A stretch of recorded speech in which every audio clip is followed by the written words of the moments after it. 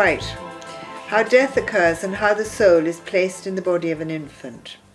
A great deal of work that goes on with the living is done by men and women on our structure, who work constantly and all the time to guide those in the living world, and to see to it that after death of the physical body, the other body is taken back to the right rest plane, where that particular person belongs, and where the greatest number of his or her clan or family are to be found.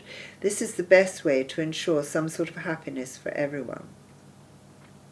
However, apart from actual people who work to help the living, as do we, and we also are unseen and unknown to the writer of this book, there are billions upon billions of microbes of all sorts and types, not only on one structure, but on several, totally unseen, not only to you, but to us also. These specks of life have important work to do. Once programmed, they will go off, seek and find, and do what they must without cessation, until they begin to break down and get tired. Remember, nothing at all can last forever. Everything changes constantly. Within the human body itself, there are millions of these minute specks of life, working to help to keep the body alive.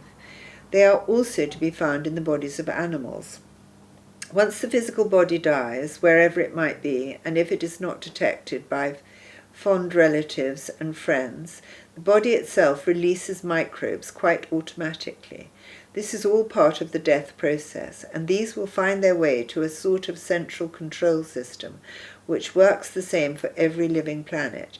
This sets up an automated plan that will bring the living to their proper resting place.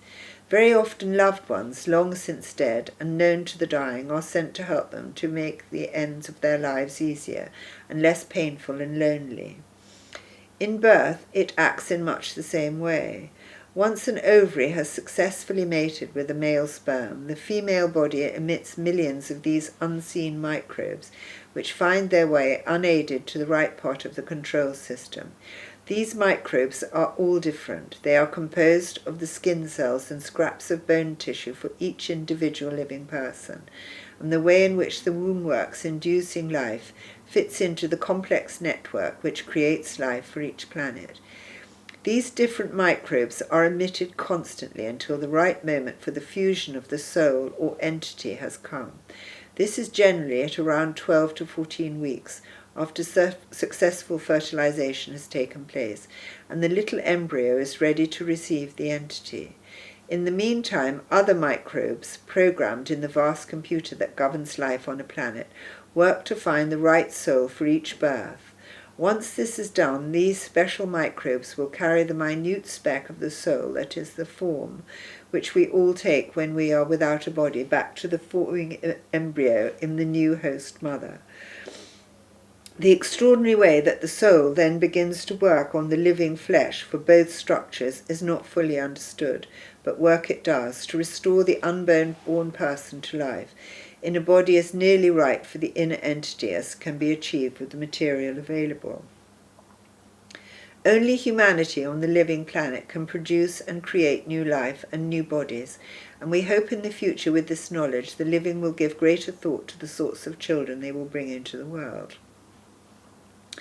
An intelligent look at an ant colony, a beehive, and many other forms of life similar will help to show the reader that nature produces itself over and over again.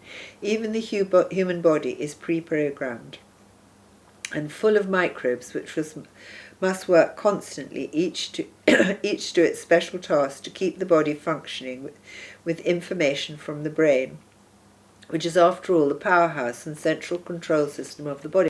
Humanity itself is pre-programmed to a lesser or greater extent, and everyone has his or her place in the scheme of things. Only a very few are ever intelligent enough to run large organizations or to govern, no matter what race they belong to. We hope to show in these dictations from the other side that this is what they are, and how the scheme of things is meant to work, but sadly rarely does. This is my comment. In the dictation above, it talks about the importance of microbes within the human body and also those of higher animals. These microbes in life have been little songbirds and different types of insects and many other creatures. In life they have a physical and an electrical body and, like us, an everlasting soul. It is this soul or entity that is often used as a messenger within the human body or in that of other higher animals. As already mentioned, they report to the central command of creation when a person or a creature is about to die, or when an embryo is ready to receive the right soul within the new mother and so begin another physical life. My father's father, my paternal grandfather, smoked like a chimney but remained active till about a week before his death, without appearing to be suffering from anything particular. He suddenly put himself to bed, sleeping for long periods and eating little. My grandmother, who was with him at the time, had gone in to ask him if he wanted tea or something to eat. Unaware of her presence, he suddenly looked up into the corner of the room and said, "Mum, Queenie," and then died. His mother and sister had come to collect him. I've had other patients who have described seeing relations when they were having a near-death experience. This proves that death, when it comes, is not a frightening experience, and others come to help us. Another interesting story I have deals with the microbes in our body. For this reason, we should avoid taking antibiotics of any kind unless absolutely necessary. Also, our farmers and vets likewise should never give them unless absolutely vital. There is no such thing as a prophylactic antibiotic. However, things can go wrong. In another dictation, it talks about how there is an electrical charge or life force within the human body of a young person that will be steadily diminishing for up to 3 days after death has occurred. An old person who has been steadily declining and probably in a coma for several days or hours will have very little life force remaining in the physical body at the time of death. But there are, as already stated, billions of souls and other creatures constantly at work in many different capacities running the universe. Some of these are sent to collect the different entities that are part of the machinery of the human body. We are all like a citadel of creatures. We have all been revolted when we've seen the number of skin mites and other creatures that exist on our skin, even after we've come fresh from a bath or a shower. We now know about the numerous microbes that exist within us that form part of our body's soul's messenger system within the universe, and also that those form part of our immune system and many others. Many of us would be surprised to know that our different white blood corpuscles have been in other incarnations employed as amoeba in many other environments, and a more advanced form could evolve into one or other of the many jellyfish that live in the sea. However, almost always these many and varied entities that live and work within the human body have to be collected up by those whose job it is to deal with the dying. But very occasionally there are mistakes. In the summer of 1976, the Daily Mail carried a small story about an unfortunate young woman who was walking along a New York street and suddenly, for no apparent reason, burst into flames and was consumed in seconds, leaving nothing but her clothes and a small amount of grease on the pavement. There were also several stories at the back of a non-fiction book by Dennis Wheatley that dealt with this phenomena.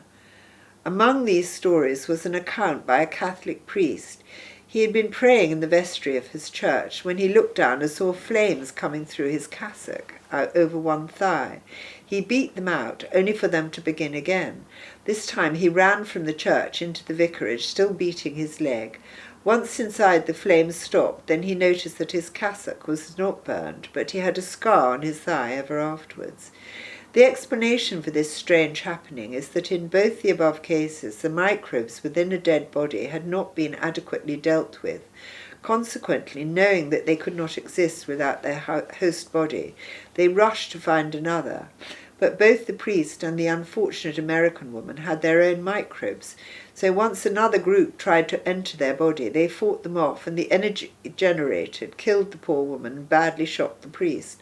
Doubtless both had been near a recently dead body, and hopefully the poor woman knew very little about what had happened to her. So that's that one, and the other one I wanted to do was about abortion.